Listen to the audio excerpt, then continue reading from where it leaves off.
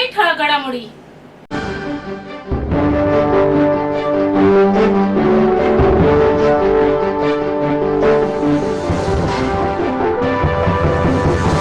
सर्वाधिक गर्दीचे स्थानक म्हणून ओळखल्या जाणाऱ्या ठाणे स्थानकातील पादचारी पूल प्रवासी संख्येच्या तुलनेत अपुरे पडू लागल्याने त्या ठिकाणी 2 नवीन पादचारी पुलाच्या कामाची उभारणी सुरू आहे. गेल्या काही वर्षापासून विविध कारणामुळे संथ गतीने सुरू असलेल्या पुलाच्या कामांना गेल्या काही दिवसांपासून वेग आला असून येत्या डिसेंबर महिना अखेरपर्यंत पुलाचे काम उरकून ते प्रवासी सुविधेसाठी खुले करण्याची तयारी रेल्वे प्रशासनाकडून सुरू आहे, अशी माहिती विश्वसनीय सूत्रांनी दिली आहे. मध्य रेल्वेच्या स्थानकातील ठाणे स्थानक हे सर्वाधिक गर्दीचे स्थानक म्हणून ओळखले जाते. या स्थानकातून दररोज 5 ते 6 लाख प्रवासी प्रवास करतात. त्यात नोकरदार वर्गांची संख्या मोठी आहे. ठाण्याहून लाखो नोकरदार मुंबई तसेच ट्रान्स हार्बर मार्गे प्रवास करतात. त्यामुळे ठाणे स्थानकात नेहमीच गर्दीचे दृश्य असते.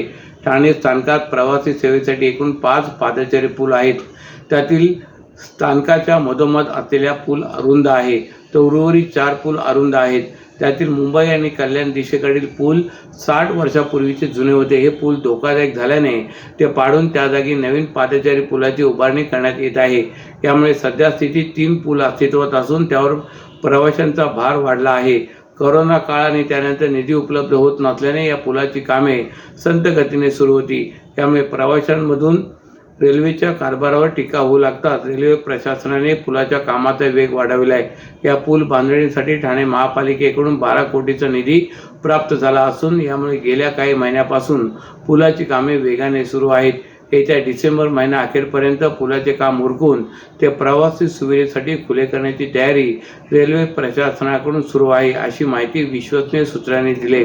शासन पातळीवर होत असलेल्या दुर्लक्षाच्या निषेधार्थ आता कोचिंग क्लासेसचे शिक्षक निवडणुकीच्या रिंगणात उतरणार आहेत.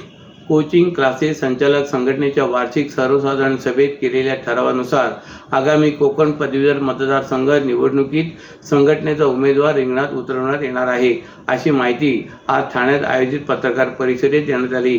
दरम्यान क्लासेसचे दुकान कायमस्वरूपी बंद करण्याची भाषा करणाऱ्या अजितदादांनाही संघटनेने आव्हान दिले. शालेय शिक्षण व्यवस्थेला पूरक अशी शैक्षणिक संस्था असलेल्या कोचिंग क्लासेस संचालक संघटनेने आता कोकण पदवीधर निवडणुकीसाठी दंड ठोपटले आहेत. याविषयी आज पत्रकार परिषद घेण्यात आली. यावेळी संघटनेचे अध्यक्ष सतीश देशमुख, उपाध्यक्ष प्रकाश पाटील, सचिव सचिन सरोदे, खजिनदार सुनील सोनार, सहकार्यवाहक रवींद्र प्रजापती, सदस्य शैलेश सकपाळ, अनिल काकुलटे, विनायक चव्हाण, संतोष गोसावी आदी यावेळी उपस्थित होते. यावेळी बोलताना सरोदे यांनी गेल्या 14 वर्षापासून महाराष्ट्रातील क्लासेस संचालक म्हणजे खाजगी शिक्षक यांच्या न्याय हक्कासाठी संघटना काम करते. शालेय शिक्षण व्यवस्था कमकुवत पडत असताना शिक्षकांसह विद्यार्थ्यांच्या हितासाठी संघटना कार्यरत असून अनेक डॉक्टर, वकील, इंजिनियर घडवण्यात या क्लासेसचा वाटा आहे. या पार्श्वभूमीवर या क्षेत्राच्या विकासासंदर्भात शासनाकडे पत्रव्यवहार करूनही दखल घेतली नसल्याने कोचिंग क्लासेस संघटना संतप्त झाल्या आहेत. एवढेच काही तर आताचे उपमुख्यमंत्री अजितदादा पवार यांनी क्लासेसचे दुकान कायमस्वरूपी बंद करण्याची भाषा केली आहे. याचा आम्ही जाहीर निषेध करतो. दुकाने कोणाचे बंद होतात हा येणारा काळ ठरवेल आणि याची प्रचिती उपमुख्यमंत्री साहेब यांना येईलच, परंतु आम्हाला शासनाकडे मिळत नसलेली दाद आणि वेळोवेळी होणारा आमचा अपमान याचा समाचार घेण्याचा निर्धार केला असून त्यानुसार नुकत्याच पार पडलेल्या वार्षिक सर्वसाधारण सभेत पुढच्या वर्षी होणाऱ्या कोकण पदवीधर निवडणुकीमध्ये संघटनेचा उमेदवार देऊन तो निवडून आणण्यासाठीचा ठराव एकमताने संमत करण्यात आला आहे.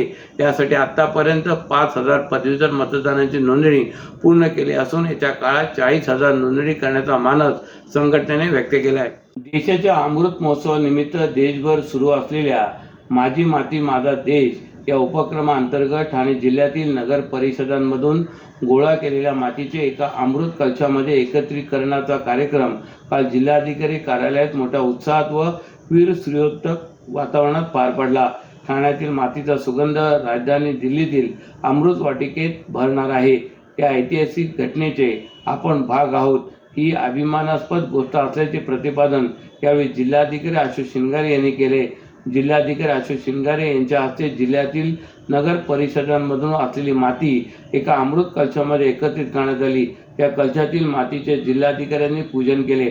यावेळी जिल्हाधिकारी गोपीनाथ ठोंबरे, ठाणे महानगरपालिकेचे अतिरिक्त आयुक्त प्रशांत रोडे, ठाणे महानगरपालिका उपायुक्त जी.व्ही. गोतपुरे, कल्याण डोंबिवली महानगरपालिकेचे अतिरिक्त आयुक्त मंगेश चितळे, जिल्हा परिषदेचे उपमुख्य कार्यकारी अधिकारी प्रमोद काळे, भिवंडी महानगरपालिका उपायुक्त सचिन माने, अंबरनाथचे नेहरू युवा केंद्राचे समन्वयक निशांत रैतेला, अंबरनाथ नगरपालिका मुख्य अधिकारी डॉक्टर प्रशांत रसाळ, अंबरनाथ अतिरिक्त मुख्य अधिकारी अभिषेक पराडकर, कुळगाव बदलापूर नगरपालिका मुख्य अधिकारी योगेश गोडसे, जिल्हा क्रीडा अधिकारी सुवर्ण भाटके, नवी मुंबई महानगरपालिका क्रीडा अधिकारी आदी यावेळी उपस्थित होते। माझी माती माझा देश उपक्रमाअंतर्गत ठाणे जिल्ह्यातून 6 महापालिकांचे प्रत्येकी 1 याप्रमाणे 6 नगर परिषदा व नगरपंचायतीचा 1, जिल्हा परिषदेच्या 5ही पंचायत समितीचे प्रत्येकी 1 याप्रमाणे 5 अमृत कलश मुंबई येथील राज्यस्तरीय कार्यक्रमासाठी येत्या 26 ऑक्टोबर 2023 रोजी रवाना होणार आहेत। त्यानंतर हे कलश 27 ऑक्टोबर 2023 रोजी नवी दिल्ली येथे 1 नोव्हेंबर 2023 रोजी होणाऱ्या देशस्तरीय कार्यक्रमासाठी रवाना होणार आहेत। TJSB सौर शक्ती कर्ज, गो ग्रीन, करा वीज बिलावर बचत। आकर्षक व्याजदर, 84 महिने परतफेड कालावधी, 80% लोन, व्यावसायिक आणि उद्योजकांकरता सुद्धा। अधिक माहितीसाठी तुमच्या जवळच्या शाखेला भेट द्या किंवा संपर्क साधा 1800-223-466 आणि 1800-266-3466।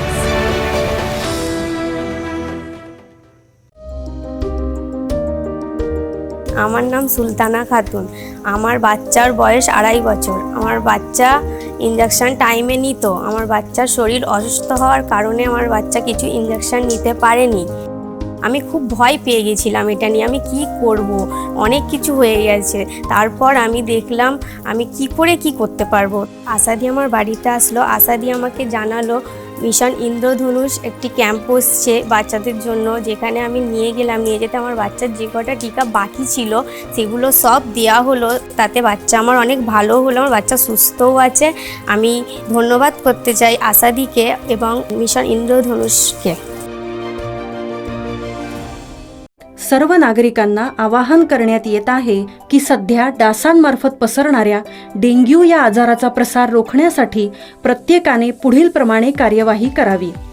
डेंग्यू आजार एडिस इजिप्ती हा डास चावल्याने होतो। या डासांची पैदास साचलेल्या किंवा साचवलेल्या स्वच्छ पाण्यामध्ये होते। 8 दिवसांपेक्षा जास्त दिवस पाणी उघडे व साचून राहिल्यास त्यात डास अंडी घालतात। अंड्यांच्या अळ्या तयार होऊन पुढे डास तयार होतात। यासाठी आपल्या घरातील पाणीसाठे उदाहरणार्थ बॅरल्स, पिंपे, टाक्या, हौद, रांजणे इत्यादी दर आठवड्याला रिकामे करून घासून पुसून कोरडे करून पुन्हा भरावे। 1 दिवस कोरडा दिवस म्हणून पाळावा। पाणी साठ्यांना घट्ट झाकणे बसवावीत किंवा जुनी साडी, चादर, धोतर यांनी बांधून झाकून ठेवावीत, म्हणजे डास त्यात जाऊन अंडी घालणार नाहीत। घराच्या गच्चीवर, आजूबाजूला, अंगणात कोठेही पाणी साचू देऊ नये। भंगार सामान उघड्यावर टाकू नये, उदाहरणार्थ टायर्स, प्लास्टिक सामान, कुंड्या, टाकाऊ वस्तू इत्यादी। अशा सामानात पावसाचे पाणी साठून त्यात डेंग्यूच्या डासांची पैदास होते। घरातील कूलर्स, फ्रीजच्या पाठीमागील ट्रे हे देखील वेळोवेळी कोरडे करावेत। लक्षात ठेवा, नुसत्या फवारणीने डास घनता कमी होत नाही, तर त्यासाठी डास पैदास ठिकाणे नष्ट करणे ही आपल्या सर्वांची जबाबदारी आहे। कोणताही ताप अंगावर न काढता जवळच्या शासकीय रुग्णालयात मोफत औषधोपचार घ्या। अशा प्रकारे नागरिकांनी सहकार्य केल्यास डेंग्यूचा प्रसार रोखणे सहज शक्य आहे। गुरुवर्य धर्मवीर आनंद दिघे साहेबांनी ठाण्यातील टेंभी नाका येथे भक्तीचा जागर भरवला आणि नामदार मुख्यमंत्री एकनाथजी शिंदे साहेबांनी तो जागवला। अशी नवसाला पावणारी टेंभी नाक्याची आई दुर्गेश्वरी वेळ आली आहे तिच्या समोर नतमस्तक होण्याची। घाट घालू किती वाट पाहू किती लाट मायेची होऊ नये कणा कणात तू मना मनात तुझी वाशी वात तू अंबे धावा ऐकून भक्ताचा आई हाकेला धावून ये ओढ साठली डोळ्यात मन भेटीला तू रहे तुला पाहू किती गुण गाऊ किती तुला पाहू किती गुण गाऊ किती तुझ्या पायाशी आम्हा राहू दे आई जगदंबे आई जगदंबे आई जगदंबे आई जगदंबे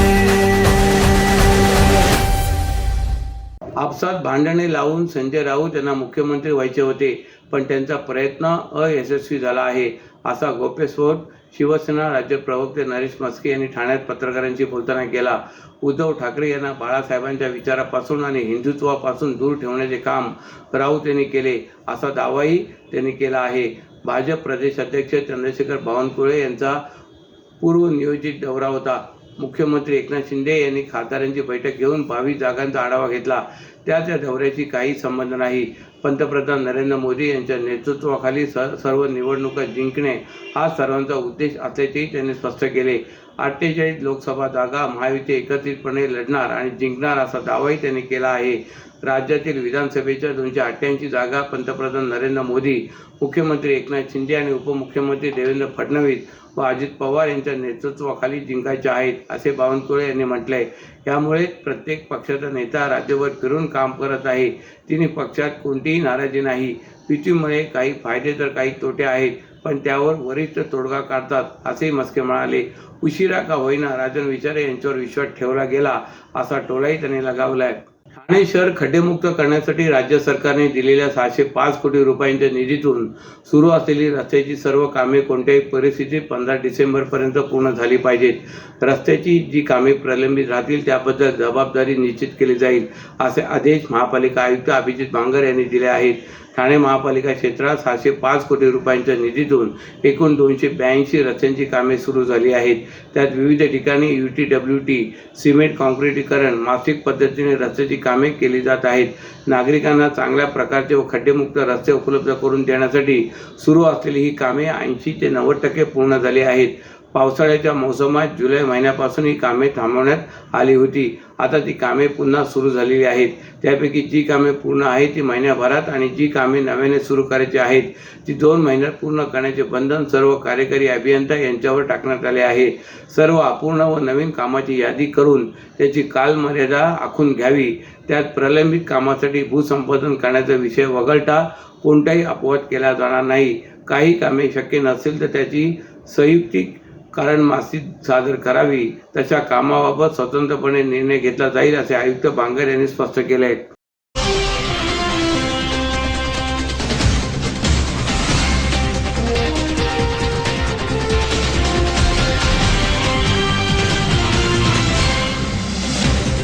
तर या होत्या आजच्या काही ठळक घडामोडी. तर पुन्हा भेटू याच वेळी याच ठिकाणी. ठाणे दर्पण या वृत्तवाहिनीचे प्रसारण YouTube वर पाहायला विसरू नका.